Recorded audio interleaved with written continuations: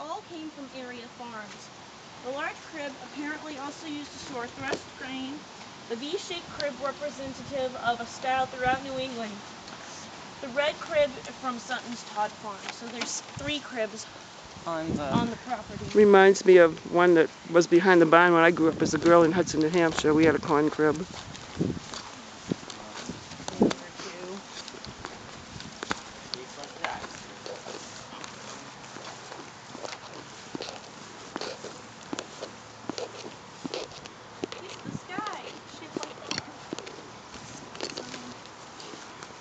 Built in Cornish, New Hampshire, 1793, special features include walls framed with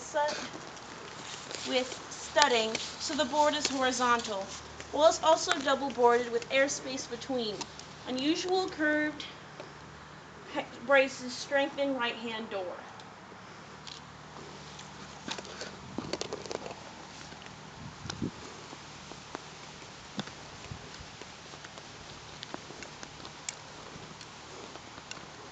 There's the grandkids. Jackelyn, age 17, and Gabriel, age 13. What's that over there? Patch? It's a shop. It's blacksmith shop where they shoed number 12. oxen, maybe.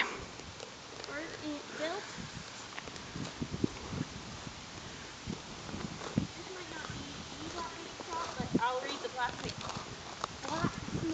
The blacksmith shop was over there. Let's just go over there. There's a number on this building too, though. It's called Patch Blacksmith Shop.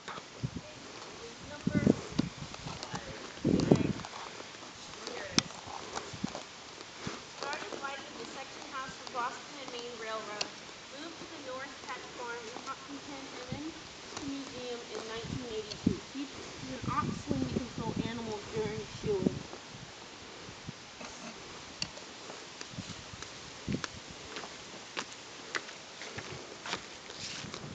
It's dark in there. Of course, in August they'll have this all open up during farm days. I think maybe like the 3rd weekend in August is farm days. Usually around the 20 something. And they have people out here demonstrating dipping candles, and the barns are opened up, and the barn over there is opened up. And they have food and music and other items for sale, demonstrations.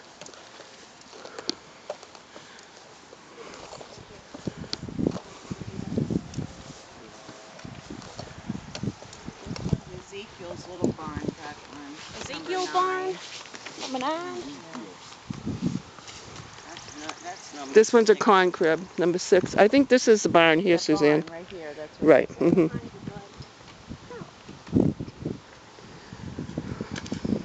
Originally stood near Gall Pond in Sutton, measures 32 by 60 feet. Designed in English style with entrance door on long side under the eaves, rather than at a gable end. Gable. Date 1931 on western end above heart-shaped cutout. Over that might be. Here's the fields. In midsummer, it's all abloom. Really tall. The flowers. This is another corn crib. What you already read. Yes.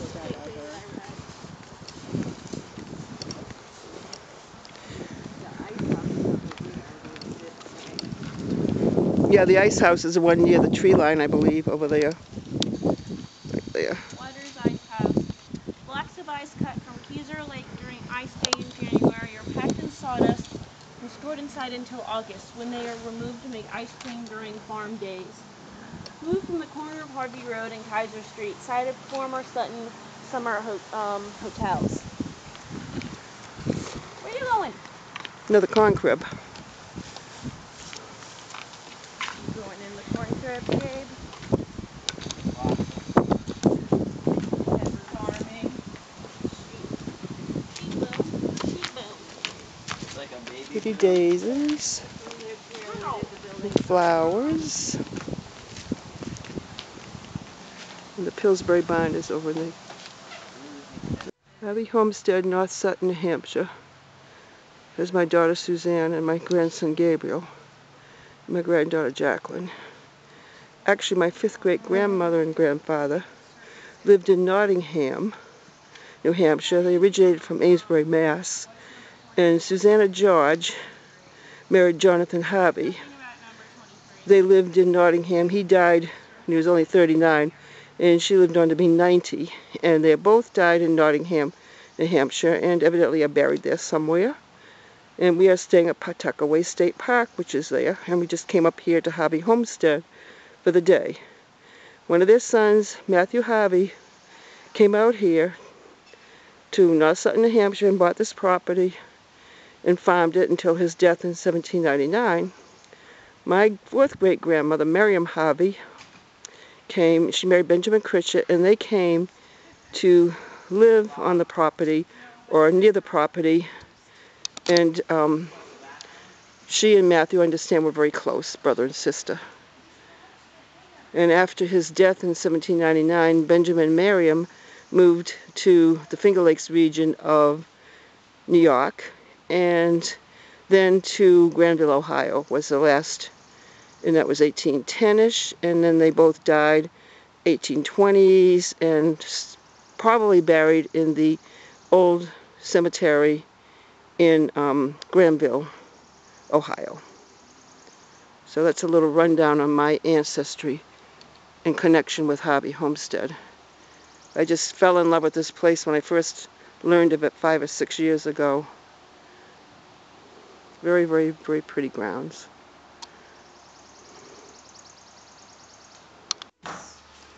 Maple syrup and honey bun.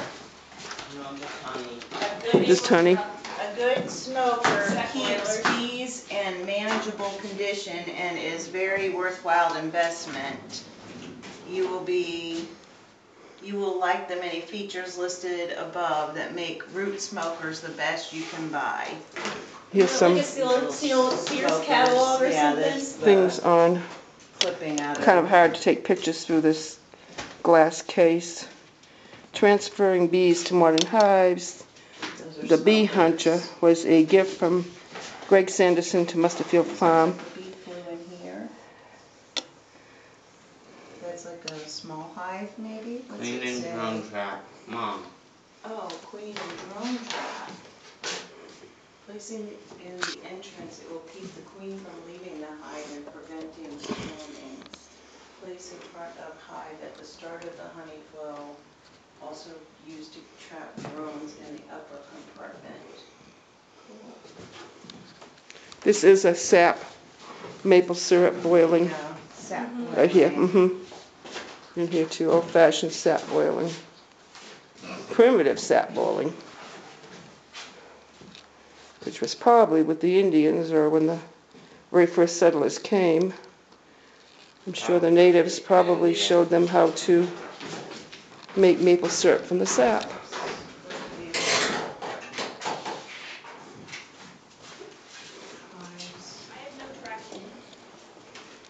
Here's your different kinds of sap Sap. spikes. Caps. Tank. Spikes. Sap something tank. A.E. Davis. I can't quite catch what that word is. Spiles, Mom, not spikes. Spiles, And okay. here's maple syrup buckets and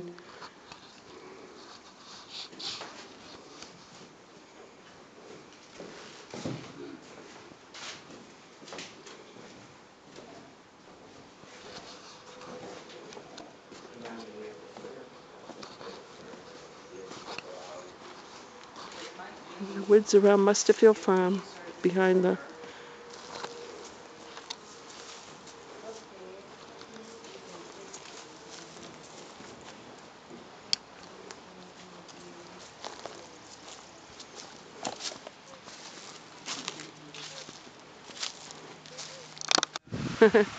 toll booth for something. It doesn't say what on the brochure. And this over here is some sort of a stand. Like a farm stand or something. Yeah.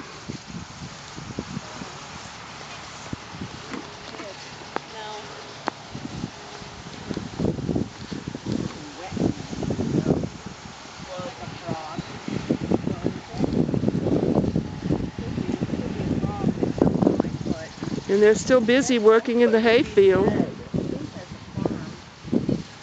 What are those little froggies?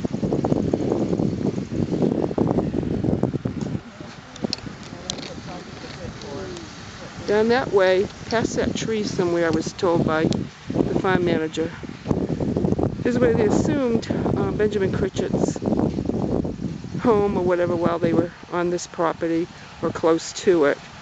Would have been down that way. He said that Benjamin Critchett was frequenting the tavern, and no wonder he needed frequent toddy because of the rocks and the hard way he had to till his earth that wasn't so great down below the hillside.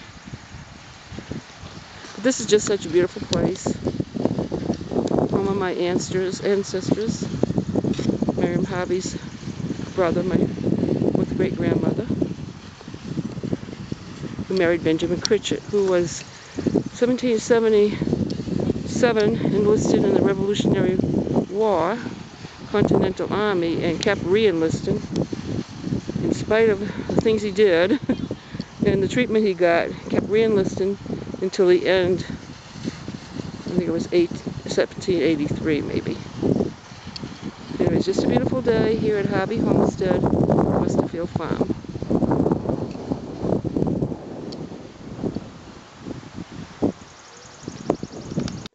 Thank you guys for everything.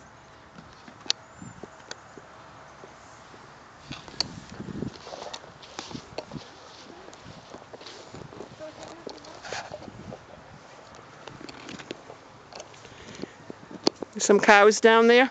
Cows down there, yes. Yeah.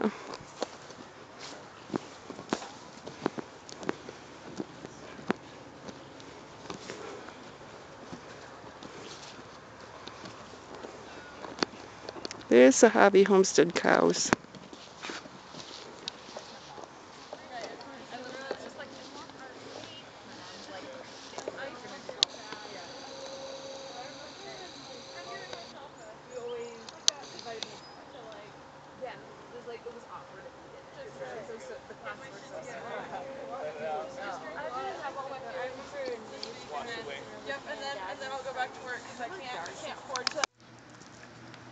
Here we are in North Sutton, New Hampshire. We just got done touring Harvey Homestead and Westerfield Farm, the home of my ancestors, the Harveys. And this is Vernondale store. This is the owner.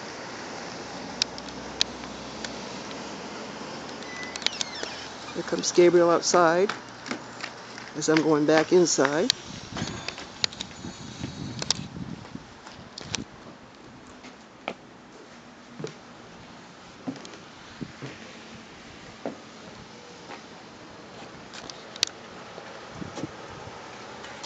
Got a big door. A big heavy door. Just stepping inside Vernondale store. We have a few gifts.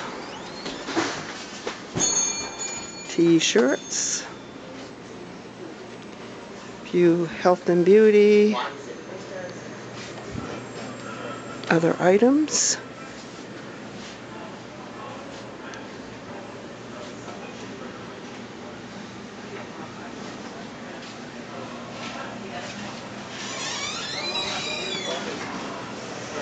Pickle barrel. Independent. Yes. There's the owner. Okay.